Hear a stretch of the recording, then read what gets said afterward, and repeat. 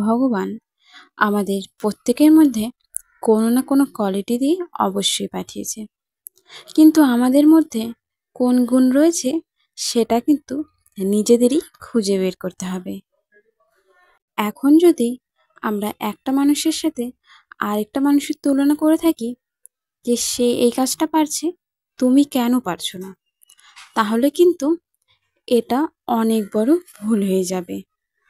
কারণ সবার মধ্যে যে একই গুণ থাকবে বা সে একই কাজ পারবে তার মতনই হবে তেমন কিন্তু কোনো ব্যাপার নেই। সামনের মানুষটা যেই কাজটা পারছে আমি হয়তো সেটা পারলাম না, কিন্তু অন্য আরও অনেক কাজ রয়েছে, অনেক রকম খেলাধুলা, অনেক কিছু অ্যাক্টিভিটি রয়েছে যেগুলো আমি পারি বা অনেকেই পেরে থাকে। তার জন্য কারোর সাথে অন্য কারো তুলনা করাটা আমার মনে হয় না করাই ভালো। নমস্কার বন্ধুরা, আমি দিয়া। তোমাদের সবাইকে দয়াবতী দিয়া বাংলা চ্যানেলে অনেক অনেক স্বাগত জানাচ্ছি। হোলি তো প্রায় চলেই এলো, আগামীকাল হলো হোলি। তো কেমন কাটাবে তোমাদের হোলি? কে কোথায় রয়েছো কমেন্ট করে আমাকে জানিও। আমি রয়েছি এখন বাপের বাড়িতে, বেশ অনেক দিন হলো এখানে এসেছি, একদম হোলিটা কাটিয়ে তারপরেই আবার যাব। তো আজকে ভাবলাম একটু ঘরের কাজগুলো করি। মা তো একা হাতে এত কিছু করার সময় পায় না, আর নিজেরও জানো তো ভালো লাগে। যখন ঘরের জিনিসগুলো পরিষ্কার করছিলাম তখন অনেক জিনিস দেখছিলাম যেগুলো আমার ছোটবেলার, তো সেগুলো দেখে মনটাও বেশ ভালো হয়ে যাচ্ছিল আর কাজগুলো করতেও ভালো লাগছিল। তো এটা হলো আমার দাদার রুম।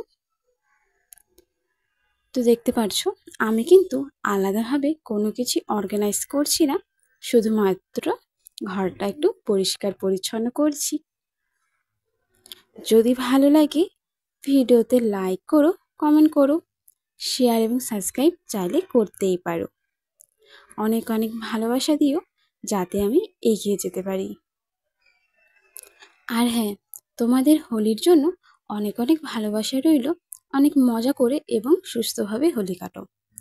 পশু পাখিদের আবিরটা না দিলেই চলে, তাদের একটু দেওয়ার যাতে না দাও, আমি সেটাই বলবো, তাদের যাতে না দাও তাহলেই ভালো হয়, কারণ এটা তাদের জন্য খুবই খারাপ। কিন্তু নিজেরা অনেক মজা করে কাটাও এবং সুস্থভাবে কাটাও। তো এখানে যে দেখতে পাচ্ছ টেবিল ক্লথটা রয়েছে, এটা আমার ছোটোবেলার বানানো। স্কুলে যখন হাতের কাজ দিত তখন আর কি বানিয়েছিলাম। এরকম আরও দু একটা আমার কাছে রয়েছে।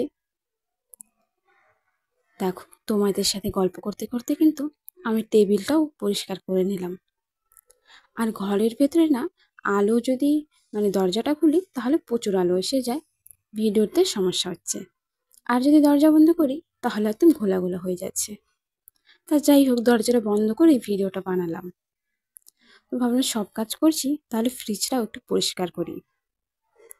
আমি যখন আগেরবার এসেছিলাম ঘুরতে তখন ফ্রিজটা পরিষ্কার করেছিলাম, তারপরে আর সময়ই পাইনি যে ফ্রিজটা পরিষ্কার করব, আর আশাও হয়নি আমার তেমন একটা।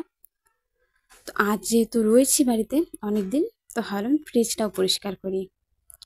আগামীকাল আবার যদি সময় পাই তাহলে, সময় তো আমার এখানে রয়েছে, সময় পাওয়ার কোনো ব্যাপার নেই, কারণ বেশিরভাগ সময় এমনি এমনি বসে রয়েছি, কোনো কিছু করার নেই, তাই আর কি ঘরের একটু একটু কাজগুলো করছি আর তোমাদের সাথে আমার বাড়ির ভিডিওটাও শেয়ার হয়ে যাচ্ছে। তো এদিকে তখন অনেকগুলো সবজি ছিল আর ফ্রিজটা পরিষ্কার করার আগে আমি ফ্রিজটা বন্ধ করে নিয়েছিলাম, কারণ অনেকক্ষণ ফ্রিজটা খুলতে হয়েছিল, তার জন্য সব কিছু ভালো করে পরিষ্কার করে নিলাম। এরপর আর তেমন কোনো কিছু করার নেই।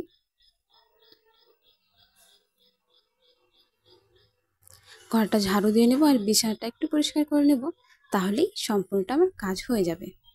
আর এদিকে দেখো টমেটো রেখেছিল অনেকগুলো, তারপর প্লাস্টিকের মধ্যে ভরে, তো এই কারণে টমেটোগুলো খারাপ হয়ে গিয়েছিল। ভাবছি এগুলো না চাটনি বানিয়ে খেয়ে নিতে হবে।